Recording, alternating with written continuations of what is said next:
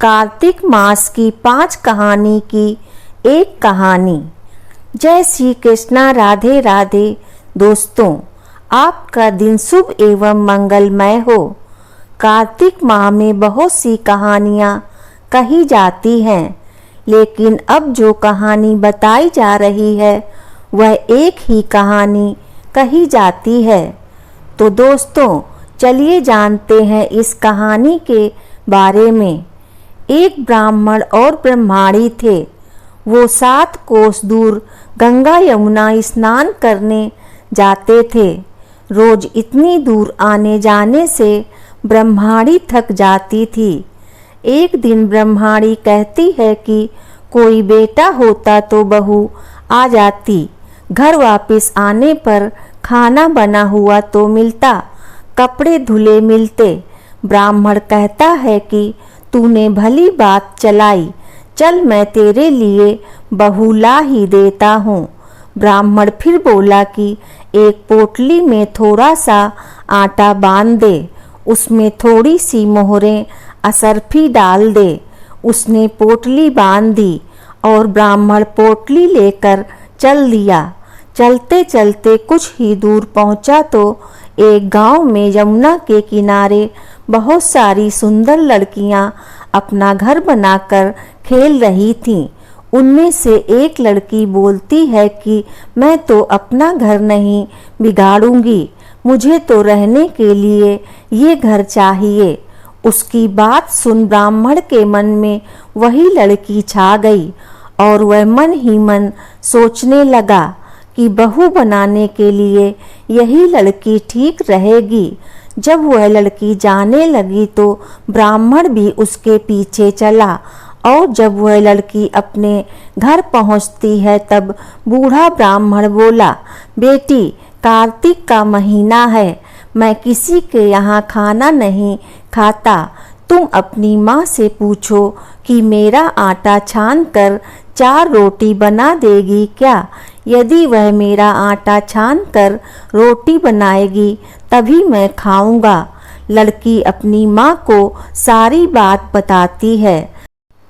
माँ कहती है कि बेटी, बाबा से कह दे कि जो रोटी हैं उन रोटी में से 4 रोटी वह भी खा लेंगे। लेकिन लड़की कहती है कि नहीं माँ, बाबा ने कहा है कि मेरा आटा छान कर बनाओगी तभी वह खाएंगे। तब उसकी माँ कहती है कि ठीक है, जा बाबा से कह दे कि अपना आटा दे दें। उसने आटा छाना तो उसमें से मोहर असरफी निकलती है। वह सोचती है कि जिसके आटे में इतनी मोहर असरफी हैं उसके घर ना जाने कितनी होंगी।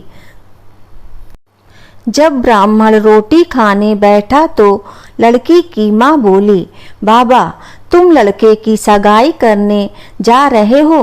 बाबा बोला कि मेरा लड़का तो काशी बनारस पढ़ने गया हुआ है, लेकिन अगर तुम कहो तो मैं खांड कटोरे से तेरी लड़की को ब्याह कर साथ ले जाऊं। खांड कटोरा का मतलब है एक कटोरे में रखी हुई खांड, मतलब चीनी। इसे आम तौर पर शादी जैसे शुभ अवसरों पर शगुन के रूप में इस्तेमाल किया जाता है। लड़की की माँ बोली, ठीक है बाबा, और वह ब्याह कर लाया। घर आकर बोला, रामू की माँ, दरवाजा खोल कर देख, मैं तेरे लिए बहू लेकर आया हूँ, आकर बहू का स्वागत सत्कार कर। ब्रह्माणी बोली, दुनिया ताने मारती थी, अब तू भी मार ले। हमारे तो 7 जन्म तक कोई बेटा बेटी नहीं है, तो बहू कहाँ से आएगी।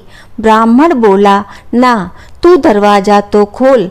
ब्रह्माणी ने दरवाजा खोला तो सामने बहू खड़ी देखी। तब वह आदर सत्कार से बहू को अंदर ले गई। अब जब ब्राह्मण ब्रह्माणी गंगा जी नहाने जाते तो बहू घर का सारा काम करके रखती, खाना बनाती और सास ससुर के कपड़े धोती और रात में उनके पैर दबाती। इस तरह से काफ़ी समय बीत जाता है। सास बहू को सीख देती है कि बहू चूल्हे की आग ना बुझने देना और मटके का पानी खत्म ना होने देना। एक दिन चूल्हे की आग बुझ गई। बहू भागी भागी पड़ोसन के घर गई और बोली, मुझे थोड़ी सी आग दे दो, मेरे चूल्हे की आग बुझ गई है।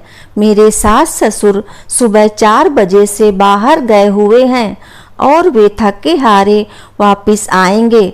मुझे उनके लिए खाना बनाना है। पड़ोसन कहती है, अरे तू तो बावली है, तुझे तो ये दोनों मिलकर पागल बना रहे हैं। इनका ना कोई बेटा है और ना कोई बेटी। बहू बोली, ना ना, आप ऐसा मत बोलो, क्योंकि इनका बेटा काशी बनारस पढ़ने गया है। पड़ोसन फिर बोली, अरे तुझे ये झूठ बोलकर लाए हैं, इनका कोई बेटा नहीं है। अब बहू पड़ोसन की बातों में आ गई और कहने लगी कि अब आप ही बताओ मैं क्या करूं। पड़ोसन कहने लगी, करना क्या है, जब सास ससुर आए तब जली फूकी रोटी बना देना, अलूनी पलूनी दाल बना देना, खीर की करछी दाल में और दाल की करछी खीर में डाल देना। बहू पड़ोसन की सारी सीख लेकर अपने घर आ गई और जैसा पड़ोसन ने बताया वैसा ही उसने किया। जब सास ससुर घर आए तब उनका कोई आदर सत्कार बहू ने नहीं किया और ना ही उनके कपड़े धोए। जब सास ससुर को खाना दिया तो सास बोली, बहू ये जली फूकी रोटी क्यों है और दाल भी अलूनी है। बहू पलट कर जवाब देती है कि आज यही खाओ। सासू जी, अगर एक दिन ऐसा खाना खा भी लिया तो तुम्हारा कुछ बिगड़ नहीं जाएगा, मुझे तो जीवन भर ही अनूठी रहना है। बहू की बातें सुनकर सास बोली कि आज तो बहू ने अच्छी सीख नहीं सीखी है। अब बहू फिर से पड़ोसन के घर भागती है और कहती है कि अब आगे बताओ कि मुझे क्या करना है। पड़ोसन बोली कि अब तुम सातों कोठियों की चाबी मांगना।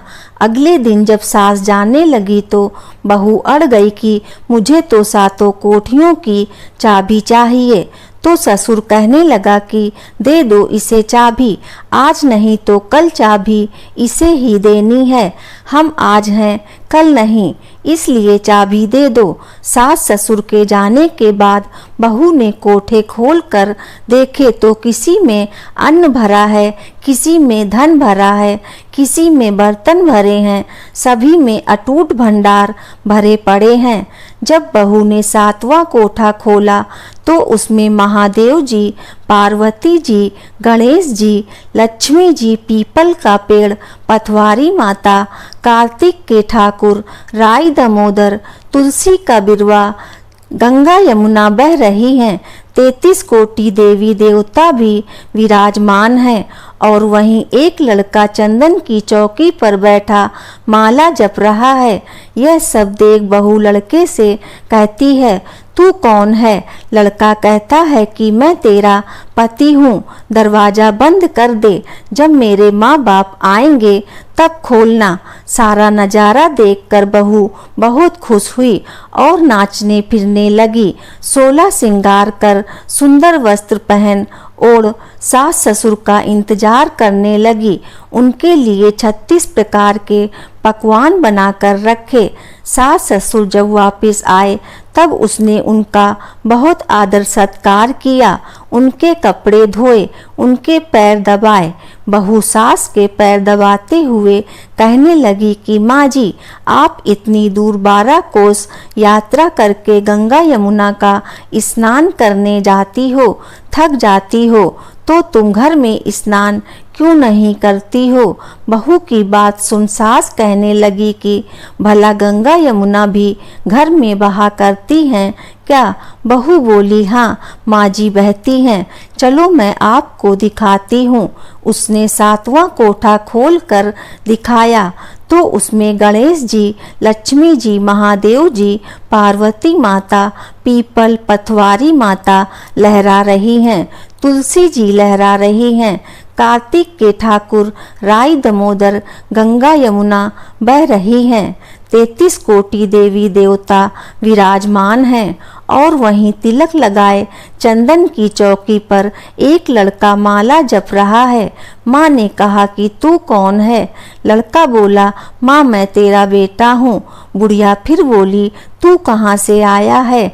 लड़के ने कहा कि मुझे कार्तिक देवता मतलब श्री कृष्ण भगवान ने भेजा है। बुढ़िया कहती है कि बेटा ये दुनिया कैसे जानेगी, कैसे जानेगा मेरा घर का धनी, क्या जानेंगी देवरानी जेठानी, क्या जानेगा मेरा अगल बगल पड़ोस की तू मेरा ही बेटा है।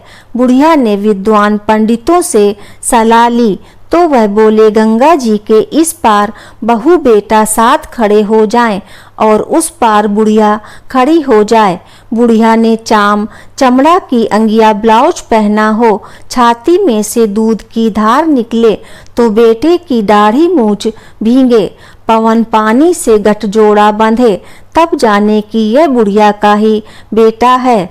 उसने ऐसा ही किया, चाम की अंगिया फट गई, छाती में से दूध की धार निकली, बेटे की दाढ़ी मूछ भीग गई, पवन पानी से बहू बेटे का गठजोड़ बन गया। ब्राह्मण ब्रह्माणी की खुशी का पार न रहा, वे बहुत खुश हुए। हे कार्तिक के ठाकुर महाराज राई दामोदर, श्री कृष्ण भगवान ने जैसे बहू बेटा उनको दिए वैसे सभी को देना। हे राई दामोदर भगवान, कहानी सुनने वाले और कहानी कहने वाले दोनों के संकट दूर करना और मनोकामनाएं पूरी करना। प्रेम से बोलिए राई दामोदर भगवान की जय हो, श्री कृष्ण भगवान की जय हो, तुलसी मैया की जय हो। दोस्तों कहानी अच्छी लगी हो तो वीडियो को लाइक करें और आगे की ऐसी ही कथा कहानी एवं जानकारी को जानने के लिए चैनल को सब्सक्राइब अवश्य करें। धन्यवाद आपका।